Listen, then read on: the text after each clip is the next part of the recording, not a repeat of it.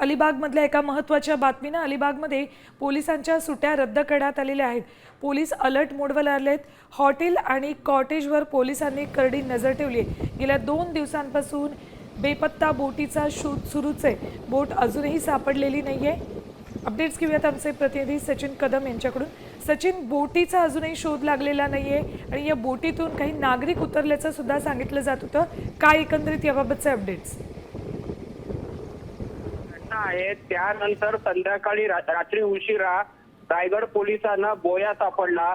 जो बोया या पाकिस्तानचा असल्याचं प्राथमिक माहिती होती, मात्र तरी देखील आपण बेसिक बघितली तर मुळाची माहिती होती की एक बोट रायगडच्या समुद्रकिनारी आली होती, पाकिस्तानची असल्याचं माहिती होतं आणि त्यांना काही माणसं उचलण्याचा संशय देखील व्यक्त होता। आता जरी बोया सापडल्यानंतर याचा खुलासा पोलीस प्रशासनाने मात्र करण्यात आला असला तरी देखील अजूनही पोलीस प्रशासन सतर्क आहे की दुसरी कोणती घटना अगर काय अजूनही आहे का याच बाबतीमध्ये शोध केला जात आहे। ठीक धन्यवाद सचिन संपूर्ण माहितीसाठी। तर 2 दिवस झाले या बोटीचा काहीच पत्ता लागलेला नाहीये, त्यामुळे अखेर पोलिसांच्या सुट्ट्या रद्द करण्यात आलेल्या आहेत आणि पोलीस अलर्ट आहेत। आता isakal.com आहे देशातील नंबर 1 ची मराठी न्यूज वेबसाईट। प्रत्येक अपडेटसाठी isakal.com ला नक्की भेट द्या।